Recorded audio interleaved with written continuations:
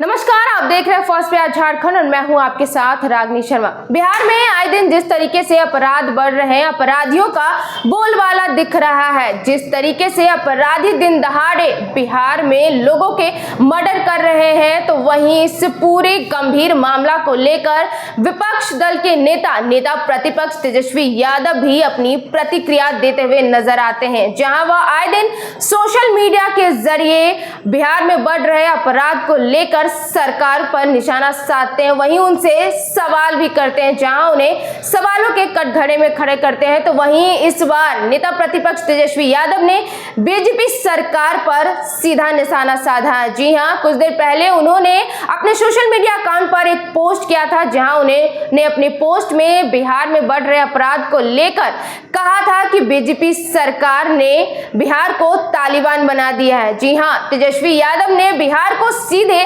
तालिबान से जोड़ दिया। इतना ही नहीं, बिहार में बढ़ रहे अपराध को लेकर भी वह बीजेपी सरकार पर सीधा निशाना साधते हुए नजर आई। तो वहीं अब उनके इस पोस्ट पर जीतनराम मांझी की भी प्रतिक्रिया आई है, जहां जीतनराम मांझी ने यह बताया कि नेता प्रतिपक्ष तेजस्वी यादव का जमीन जो है वह अपराध से जुड़ा हुआ है, जिनका पनन ही अपराध के बीच हुआ है, वह इस तरह के सवाल कैसे कर सकते हैं। इतना ही नहीं, उन्होंने यह भी सवाल खड़े किए हैं कि आखिर बिहार विधानसभा चुनाव से पहले बिहार में इतने अपराध क्यों बढ़ रहे हैं। इससे 4 महीने पहले अपराध क्यों नहीं हो रहे थे बिहार में, चुनाव से पहले ही बिहार में अपराधी इतने ज्यादा कैसे हो गए हैं। तो एक बार जहां जीतनराम मांझी नेता प्रतिपक्ष तेजस्वी यादव की पोस्ट पर प्रतिक्रिया देते हुए नजर आ रहे हैं, तो वहीं दूसरी तरफ वह सीधा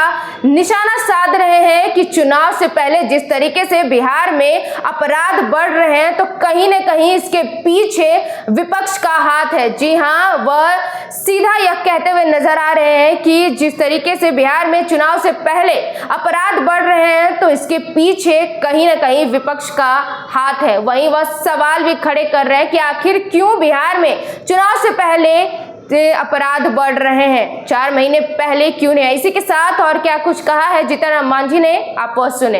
बिहार को भाजपा के लोगों ने तालिबान बना दिया है।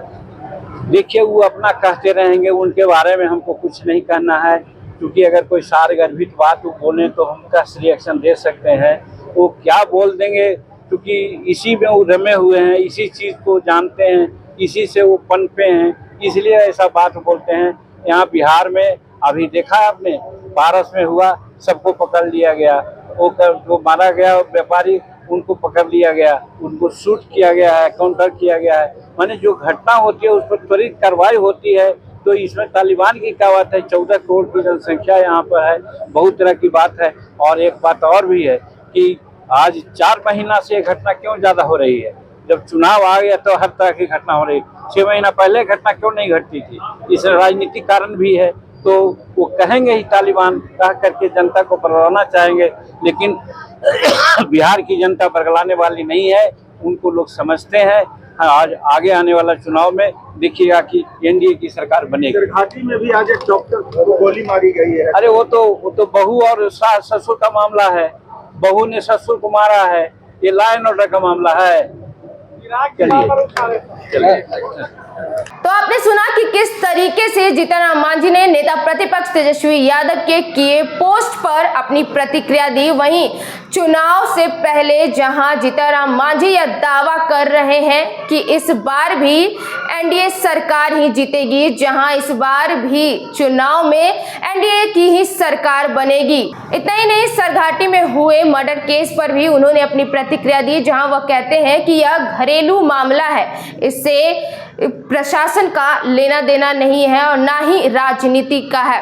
तो जहां जीतनराम मांझी जो है वह नेता प्रतिपक्ष तेजस्वी यादव के पोस्ट पर अपनी प्रतिक्रिया देते हैं, वहीं वह दावा भी कर रहे हैं कि इस बार भी बिहार विधानसभा चुनाव में एनडीए की सरकार ही बनेगी। तो अब देखना है कि जीतनराम मांझी के इस बयान पे विपक्ष की तरफ से क्या प्रतिक्रिया आती है। आखिर जिस तरीके से जीतनराम मांझी ने तेजस्वी यादव पर कहा है कि उनका उनका पलन ही अपराधों के बीच हुआ है, जहां उनका जमीन अपराध से जुड़ा हुआ है। तो इस पर अब नेता प्रतिपक्ष तेजस्वी यादव क्या प्रतिक्रिया देते हैं, यह देखना दिलचस्प होगा। बहरहाल इस खबर में इतना ही। आगे की खबरों के लिए देखते रहे फर्स्ट बिहार झारखंड।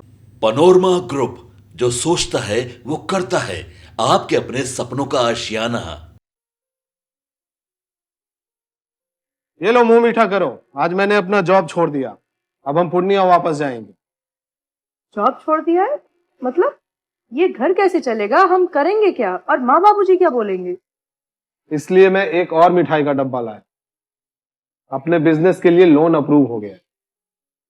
अरे लोन अप्रूव हो गया वो तो ठीक है, लेकिन पूर्णिया में हम रहेंगे कहाँ? अपना घर भी तो नहीं है वहाँ। इसलिए तो एक और मिठाई का डब्बा अलग से लाया हूँ। हमने पूर्णिया में घर ले लिया है, पूर्णिया के ई होम्स पैनोरमा में। पूर्णिया में पैनोरमा ग्रुप लेकर आए हैं ई होम्स पैनोरमा। बड़ा घर, आलीशान जिंदगी और अत्याधुनिक सुविधाओं के संग। अरे अरे, अब क्यों मुंह मीठा करवा रही हो? क्योंकि हम घर वापसी जो कर रहे हैं। घर वापसी की खुशी पूर्णिया में ई होम्स पैनोरमा के संग। E homes panorama, luxurious lifestyle redefined.